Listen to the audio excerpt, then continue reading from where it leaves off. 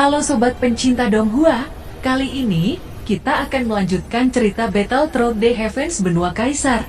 Cerita dan video ini diambil dari channel Mebarta. Tanpa banyak basa-basi, mari kita simak alur ceritanya. Melanjutkan dari cerita sebelumnya, scene berganti. Di benua Doki, sosok seperti anak kecil masih menatap Shaolin dan Xiao Shao dengan bingung. Seolah-olah tidak ada petunjuk dalam ingatan mereka. Pada saat yang sama di suatu tempat ada 9 matahari yang tergantung di atas. Di tempat ini dipenuhi oleh magma dengan pemandangan kota yang sangat mengerikan. Sekali-kali ledakan besar terjadi di tanah ini. Patriark, ada panggilan garis keturunan dari alam bawah. Apakah perlu mengirim bantuan? Ucap penjaga itu kepada sosok yang berdiri di aula kota. Sosok yang berdiri adalah seorang pria parubaya dengan rambut berwarna api biru. Pria parubaya itu mengenakan baju kristal di tubuhnya dengan nafas yang sangat kuat. Seakan-akan seluruh ruang bisa meledak kapan saja oleh kekuatannya. Dia adalah patriark dari suku Dewa Protos kuno yang bernama Dewa Kuno Tuosuo. Anda baru saja mengatakan bahwa dunia bawah memiliki garis darah dari suku saya. Ucap Dewa Kuno Tuosuo itu sangat bersemangat. Di atas kepalanya memancarkan lingkaran kecil api biru. Ya Patriark, menurut laporan nafas itu datang dari ruang yang disebut benua Doki di dunia bawah. Ucap penjaga itu. Cepat buka ruang menuju benua Doki. Saya ingin melihat siapa yang berani menyakiti garis keturunan suku Dewa Protos kuno saya. Apakah seseorang yang terancam itu berasal dari garis keturunan saudara ketiga? Ucap Dewa Kuno Tuosuo. Penjaga parubaya itu ragu-ragu sejenak sebelum menganggukkan kepalanya. Mendengar itu Dewa Kuno Tuosuo memandang penjaga parubaya dengan mata menyipit. Pada saat ini di atas aula Dewa Kuno ratusan orang melayang. Nafas mengerikan meletus pada masing-masing orang yang mengeluarkan api panas di tangan mereka. Hari ini kita akan melaksanakan perintah patriark untuk membuka dunia bawah yang bernama benua Doki. Garis keturunan kita dalam keadaan kritis. Ucap pemimpin penjaga dari suku Dewa Kuno.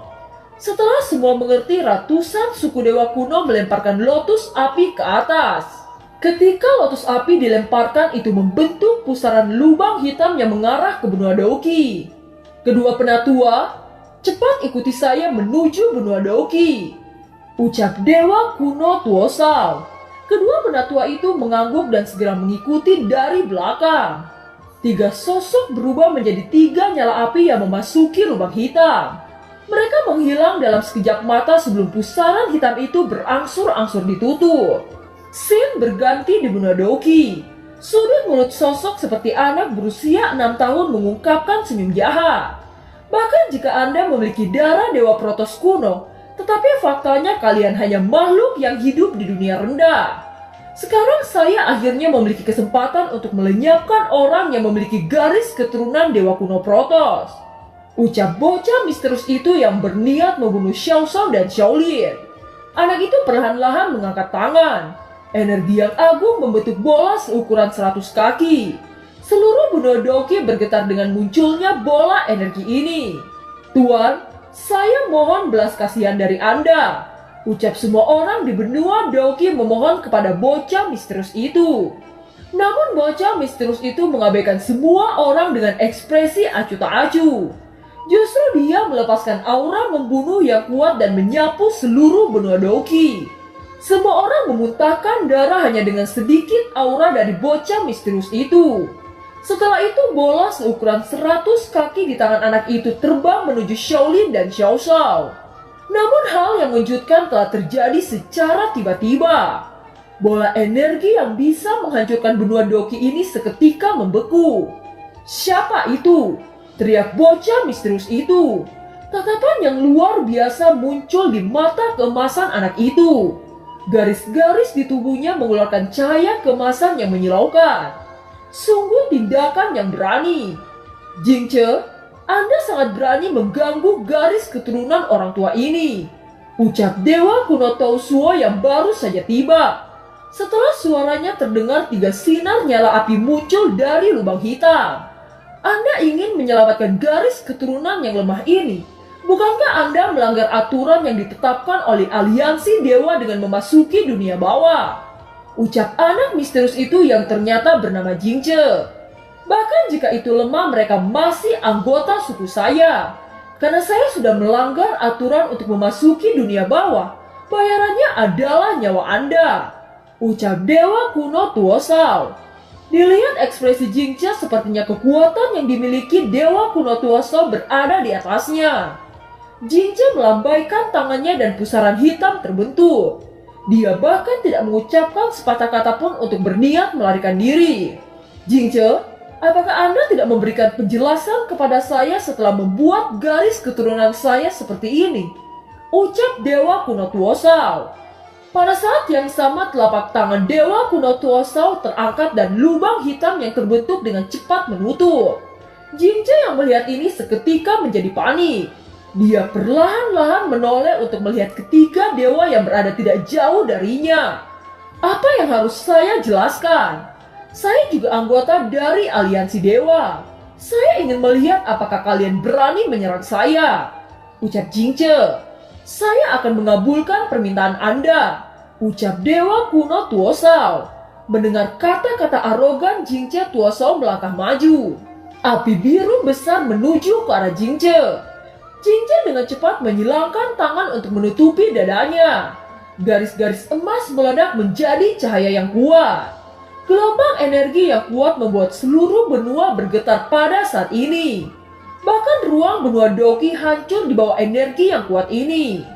Tuosao, Anda benar-benar ingin membunuh saya. Apakah Anda tidak takut dengan konsekuensinya? Jika saya mati di dunia bawah ini, maka aliansi dewa tidak akan melepaskan protos kuno Anda. Ucap Jingce. Dewa kuno Tuosao mengabaikan perkataan Jingce saat kedua tangannya menyatu. Energi misterius menyebar dan membungkus benua Doki ini. Benua yang runtuh dan hancur dengan cepat pulih seperti semula. Setelah itu dewa kuno Tuosao kembali menoleh ke Jingce lalu berkata, apakah Anda berpikir bahwa saya takut dengan aliansi abadi? Saya akan membiarkan Anda bereinkarnasi di neraka. Ucap dewa kuno Tuosao memandang Jingce dengan dingin. Tanpa pergerakan apapun, tiba-tiba api biru membakar tubuh Jingce dengan secara tiba-tiba. Tetapi karena Jingce merupakan dewa abadi, maka yang hancur hanya tubuhnya, sedangkan jiwanya bisa bereinkarnasi. Dewa kuno Tuosao juga harus berhati-hati. Meskipun benua Doki hanya ruang terbatas, itu juga sangat diperlukan dalam keseimbangan ruang.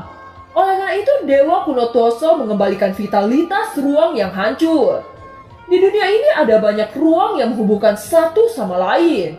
Jika keseimbangan ini dimiringkan, dapat menyebabkan gangguan di semua ruang dan konsekuensi yang sangat besar. Alasan mengapa Jingce muncul di benua Doki kali ini adalah untuk menyelidiki ketidakseimbangan ruang. Dan dia tidak menyangka bahwa bertemu oleh Xiaoshou dan Shaolin yang memancarkan garis keturunan dewa Protos kuno. Oleh karena itu, Jingce berniat untuk melenyapkan mereka karena dia sangat membenci suku dewa Protos kuno. Setelah kematian Jingce, semua orang di benua Doki bisa menghembuskan nafas lega. Mereka sudah diambang kemusnahan jika tidak ada perubahan yang tiba-tiba terjadi ini.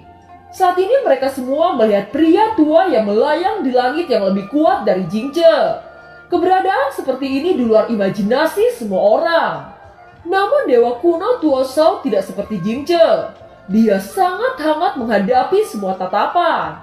Setelah itu dia berbalik menuju ke arah Xiaoshou dan Shaolin. Vitalitas Xiaoshou dan Shaolin sangat lemah. Dengan jentikan jarinya, api biru memasuki alis mereka berdua. Saat api biru memasuki alis Xiaoshou dan Shaolin, dewa kuno Tuosao sangat terkejut. Dia benar-benar merasakan nafas saudara ketiganya dari darah Xiaoshou dan Shaolin. Meskipun darah ini sangat lemah, saya masih akrab dengan nafas ini. Mungkinkah mereka berdua anak dari saudara laki-laki ketiga? Memikirkan hal ini, Xiaoqing dengan cepat berkata kepada kedua penatua, Xingyan, Jinglian, kalian berdua pergi dan melihat segel di sekitar ruang ini. Aku ingat bahwa ada 7 daratan dan 3 lautan di tanah leluhur. Ucap dewa kuno Tuosao. Ya, Patria, Keduanya berubah menjadi sinar cahaya dengan cepat pergi memeriksa benua ini. Pada saat ini vitalitas Xiao Shao dan Shaolin pulih dengan cepat. Bahkan luka-luka di tubuh mereka kembali ke keadaan normalnya. Namun jiwa Xiao Shao dan Shaolin menderita kerusakan hebat. Bahkan jika mereka bangun akan ada banyak kenangan yang hilang. Karena ini berhubungan dengan saudara ketiga saya, maka hari ini saya akan memberi kalian hadiah. Ucap Dewa Kuno Tuoso menembakkan dua nyala api biru membungkus Xiao Shao dan api merah membungkus Shaolin. Saat nyala api memasuki tubuh Xiao Shao dan Shaolin, nafas yang kuat terpancar dari mereka berdua. Orang tua ini memberikan sumber origin Ki untuk membantu kalian menembus Dodi. Ucap Dewa Kuno Tuoso tersenyum.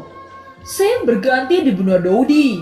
Pada saat ini Xiaoyan sangat marah. Semua orang mengumpulkan kekuatan untuk membuka saluran menuju benua Doki. Setelah semua kekuatan bersatu untuk membombardir ruang, akhirnya lubang hitam berhasil terbuka. Saat lubang hitam terbentuk, energi yang kuat terpancar dari lubang hitam. Merasakan aura yang sangat kuat, Xiaoyan sangat terkejut.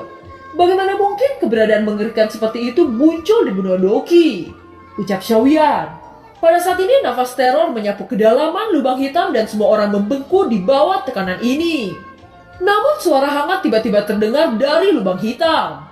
Cahaya biru perlahan-lahan muncul di kegelapan ruang. Dengan cepat itu mengembun lalu menjadi sosok Dewa Kuno Tuoso. Dia berhadapan muka dengan Xiaoyan dan berkata, "Saudara ketiga, apakah Anda benar-benar saudara laki-laki ketiga?" Ucap Dewa Kuno Tuoso. Saat matanya memusatkan perhatian pada Xiaoyan, tiba-tiba tubuh Xiaoyan memancarkan kabut putih lalu sosok ilusi melayang keluar dari tubuh Xiaoyan. Sosok lelaki tua itu memiliki rambut warna-warni muncul yang tampak sangat akrab. Itu tidak lain adalah jejak jiwa dari Dewa Kuno Touse. Ketika Dewa Kuno Tuoso melihat saudaranya, seketika suaranya serak saat berkata, "Ini benar-benar Anda. Apakah Anda melupakan saudaramu ini?" Ucap Dewa Kuno Tuoso. "Saudara kedua, sudah lama kita tidak berkumpul. Lihat, sekarang Anda semakin tua." Ucap Dewa Kuno Touse tersenyum. "Saudara ketiga, maafkan saya karena waktu itu saya belum menjadi Patria Protos kuno dan tidak dapat membuka ruang untuk menemukan Anda." Ucap Dewa Kuno Tuoso dengan rasa bersalah. Dia melihat Dewa Kuno Touse yang hanya memiliki jejak jiwa yang tersisa. Itu membuatnya merasakan sakit hati yang mendalam. "Saudara kedua, Anda tidak perlu menyalahkan diri Anda. Selama kehendak saya masih hidup, itu sudah cukup bagi saya. Sekarang dunia ini tidak membutuhkan keberadaan saya. Saya mempercayakan semuanya kepada Xiaoyan." Ucap Dewa Kuno Touse. "Semua ini salah saya. Sebagai saudara tertua, saya gagal merawat Anda dengan baik." Ucap Dewa Kuno Tuoso dengan nada rendah. Dia sangat terpukul mengingat bahwa seseorang yang paling jenius di waktu itu telah diasingkan ke dunia bawah. Itu terjadi semenjak Dewa Kuno Touse membantai sekutu aliansi dewa. Sejak insiden itu, suku Dewa Kuno Protos menghadapi bencana kepunahan dari serangan balasan aliansi dewa. Namun aliansi dewa masih memberikan dua pilihan kepada suku Dewa Protos kuno. Yang pertama yaitu dengan membuang jenius Touse ke dunia bawah untuk menjalani hukuman. Atau yang kedua adalah menghadapi bencana pemusnahan suku aliansi Protos. Dalam keputusasaan pada saat itu aliansi Dewa Kuno Protos tidak berdaya selain melakukan pilihan yang pertama. Oleh karena itu, Dewa Kuno Tuoso sebagai kakak laki-lakinya merasa sangat bersalah sejak insiden itu. Matanya lembab saat menoleh ke adiknya saat berkata, "Saya akan menghidupkanmu dengan cara apapun." Ucap Dewa Kuno Tuoso. Dan film pun berakhir. Terima kasih telah menyimak dari awal sampai akhir ya. Sampai jumpa.